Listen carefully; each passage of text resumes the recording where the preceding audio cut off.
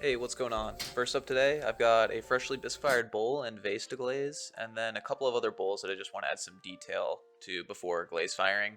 Firstly, I'm just going to tap center this shit like an absolute fucking beast, and then start off with a few coats of ancient jasper on the outside of these. So I simply don't produce enough yet to warrant buying huge amounts of any particular glaze, so I just get the little pint bottles and try to coat as evenly as I can on my wheel. This method is complete dog shit on any piece with texture or anything that can't stay centered with the pressure of my brush, but it gets the job done most of the time. You'll also notice that I'm glazing completely over the foot as well. I had done a couple of layers of wax resist on these pieces, but I guess since it's been a few weeks, it isn't super effective here. I'll just get that cleaned up later with a sponge and get that nice crisp glaze line on the foot. This next vase is a great example of how a piece with deep texture is ass to glaze in this manner. We'll see when they come out, and maybe the unevenness of application has some cool effects, but you can see how long it takes to get certain areas completely covered. We're going to hit these two pieces with 2 to 3 coats of the ancient jasper on the outside, and then let them dry overnight before putting on a layering coat to see if we can get some cool effects in the glaze firing.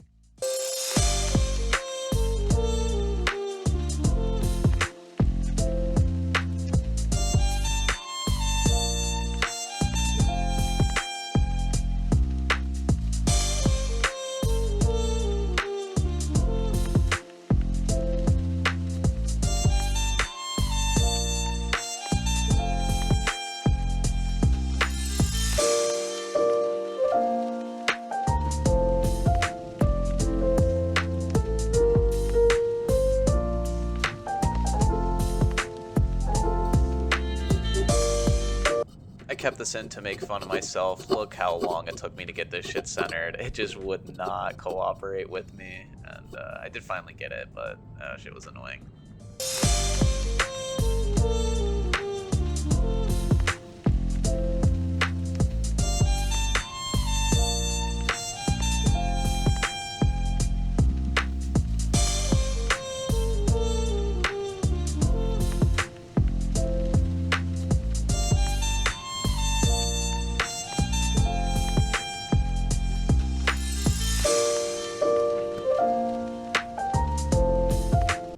I wanted to show a few other pieces that I will be bisque firing. So we got this little bowl here. I think that one's really good. This guy has a small chip in it over here on the right hand side. I'm gonna point it out. Yeah, right there. But overall, it's pretty clean. Hopefully the glaze will cover up some of these imperfections. And then this last one, I do not like the shape of this, but I'm gonna fire it anyways. Maybe do a test glaze on it. The rim's a little fucky, but it works. Also got this plate. The surface isn't fantastic, but it's only like the second plate I'll ever have bisque fired, so it's a good test. Here we've got Rainforest. This is kind of like a bluish green color, and I'm just going to be touching up some detail on the inside of these two bowls. These two I really like the form of, and we're going to kind of go for a geode type of look where the outside is kind of brownish, and then the inside's going to be this nice white. I'm using snow, and then putting this rainforest over top of it to get some cool effects.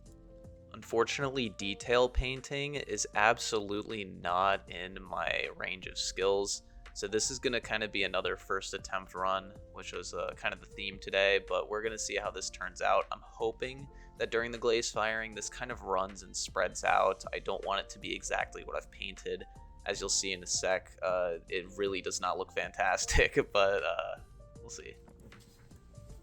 These better as hell look decent, at least, because I loved these bowls, the form of them. I think the rim was really good, the foot is super clean, and they're nice and thin, and so I'm hoping that these interior designs don't completely ruin them. Decided to also do a little bit of studio cleanup here, so we have this dog shit plate. I was going for a paper plate. My friend asked me to make him one, and that just was atrocious. And then some of these bowls got left over the holiday break, and they just dried out horribly. This one has a fucking hole in the bottom, a couple cracks in the rim, just absolute pieces of shit. We're just gonna get these cleaned up and into my recycling bucket here. So we're back the next day. We're gonna be putting our snow on the outside of this bowl in this vase.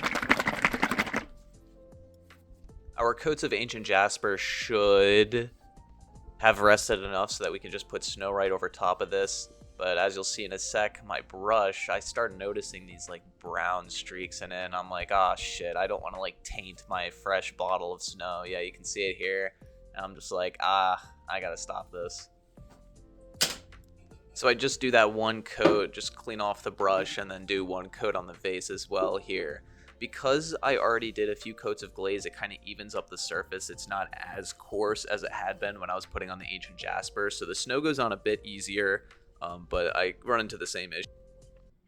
Now it's time to clean up these feet. So here you can see I just completely glazed right over top of it, and then boom, after a little bit of sponge action, we got that nice crisp clean line. Got enough space there that it's not going to stick to the kiln shelf. It's going to look really nice when it gets fired. So on the inside here, I'm just going to throw on this rainforest. Again, looking for kind of a geode look. Instead of the white on the inside like the other pieces, it's just going to be this straight blue-green. And the last time I tried using this on this standard 214 clay, it really did not apply well. It just came out brown. I definitely didn't put on enough, or the kiln didn't get hot enough. I'm not sure exactly what the problem was. But here I'm just being extremely generous with how much I'm applying, because I really want it to come out nice, vibrant blue-green. Trying to be artsy here, the rainforest is going to come over about a ½ inch off the rim. My theory is that, your eye gets caught on the rim. That's going to kind of be the standout of the piece, and then you peer into it, and wow, the blue-green continues on the inside. I'm definitely talking out of my ass, but we're going to see how they turn out. And again on this vase, even though I didn't get the wax resist quite right, sponging it off works out just fine. Got a little bit of damage actually there on the foot, but shouldn't really be too much of a problem. And now painting on the inside of this vase, obviously this is not something I can do on the wheel, so I kind of swirled it around on the inside. You can see me here pouring it back into the bottle. I put in more than was necessary to do the inside, and I swirled it around with a paintbrush.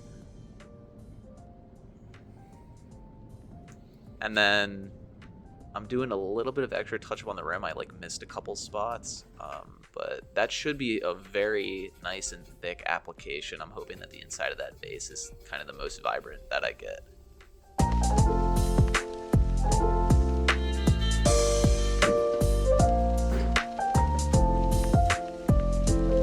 Decided I also wanted to throw a couple pieces. I bought these bats the other week, and they had like a price sticker on them, and shit did not come off when I just peeled it, so I had to literally sit there scrubbing it with a sponge to get all of the adhesive off.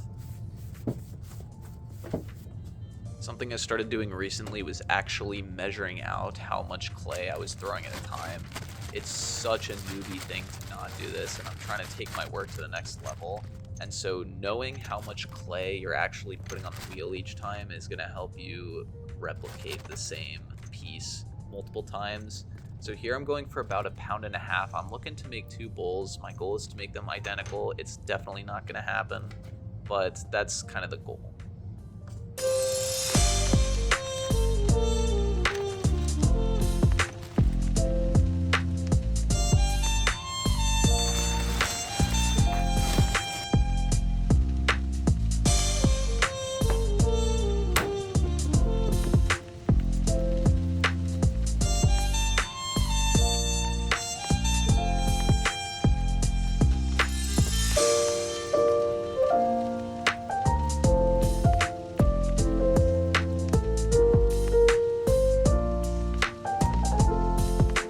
Centering, I try to do the Florian Gatsby method where you kind of like pull it up in a tall cylinder type shape and then push it back down.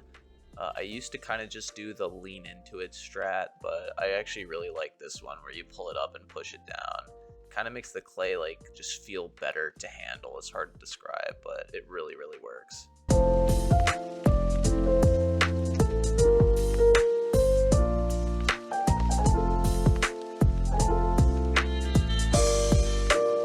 I noticed here that the piece was shaking. You can see me here wobbling. I'm not sure if you can tell on the camera, but the bat itself was wiggling. These screws on my wheel were a little bit loose. I fixed them after this throw, but the bat itself is what's shaking. I'm not that bad at throwing, even though it looks like it's wobbling. I promise it is the bat wobbling in place on the wheel. It's not me. So what I like to do when raising a piece, that's probably one of the areas that I'm really trying to work on in my throwing is throwing upwards. But I have to do a lot of work with my thumbs before I actually, try to add verticality to the piece. I try to get a nice thick rim that I can just pull up and then open the piece up enough that I can get my hand on the inside. So here we're going to go for our first raise. I am not really sure exactly how tall I'm going. It's more that I'm feeling for the thickness of the piece. And when I think that I've run out of clay to go upwards, I'm going to start pushing it outwards from the bottom to kind of give it a bowl shape. I like to leave a lot of clay at the top because I feel like if I throw too thin at the top, the piece will oftentimes kind of flare outwards. So I leave enough clay at the top at the rim that the piece will stay together, and I can do something with that later. So I got it to kind of the thickness that I like, and so I start pulling outwards. My right hand on the inside is doing most of the work here. It's going to take a couple passes to get the shape that I'm going for, but we're going to kind of pull any extra clay that I think I find upwards and outwards to give the bowl more volume. I also did not notice when I was throwing, I can't tell if this is because of the bat being off, but there's like a little wobble at the foot. You'll notice that it's not completely even. The rib does a little bit to help with this, but it's not something I'm too worried about. I can definitely clean this up when trimming. This one came out really nice. I like the rim on it, and I like how the sides aren't perfectly straight or curved. It's got kind of some individuality to it. And the foot, I think, on this one is also nicely sized, and it's going to be really proportionally nice to look at.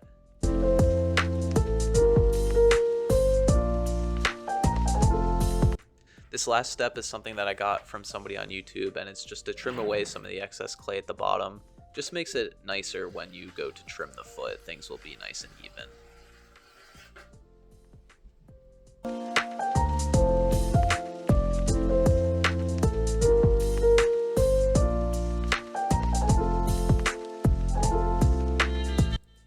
Ta fucking da. First bowl thrown on the channel. So second bowl, just gonna jump to the part where I actually start throwing upwards. Exact same thing. I'm just feeling for thickness. You can tell right off the bat that this one got taller than my other one. I tried to bring it down a bit, but you can already tell it's not gonna be the exact same as the first one. It's got the same wobble though. That's always great. So something I don't recommend is that when you're ribbing out a piece afterwards is dropping it into the wet piece. It leaves a nice deep cut in the clay and takes some extra effort to kind of try to even that out so that a piece is not ruined.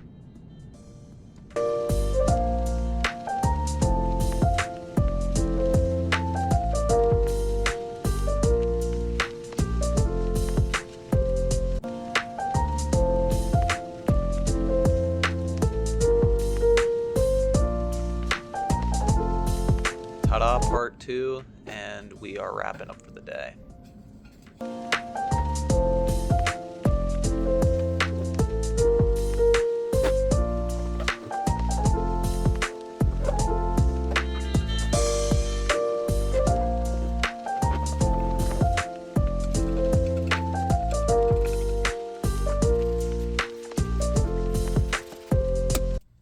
So here are the two pieces I threw today, bowl 1 on the left, bowl 2 on the right. So it's time to pack up. I'm going to be taking a trip to the pottery place where I can get my stuff fired, my 4 glazed pieces, and my 3 or 4 bisque fire pieces. I find that just any cardboard box with some, like fluff in it is plenty to have a bowl survive the trip on the road. Just make sure that they're not like touching, make sure that there's always something buffering in between the two, and then it's better if they're not touching the edge of the box as well. This is actually the first time I've needed 3 boxes to transport my pieces to the pottery store, so good to see the refluffification process here for the 3rd box. I'm actually using just like decorative snow that I bought from a Michaels, that people would use for like Christmas decorations, but it works out pretty well.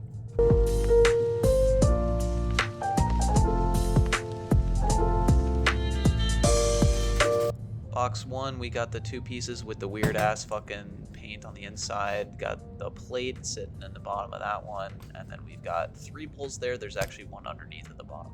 And that's where the video would have ended if I did not drop my fucking shoe on the box, ruining every single piece here. This is the 3 bowls. This one right here is the bowl that I really liked. I'm pretty sad about that one. And then the one underneath, oh my god, it's just absolutely demolished. This one, if it didn't have that kind of spot on the side, it would have been fine. But that's it. See ya.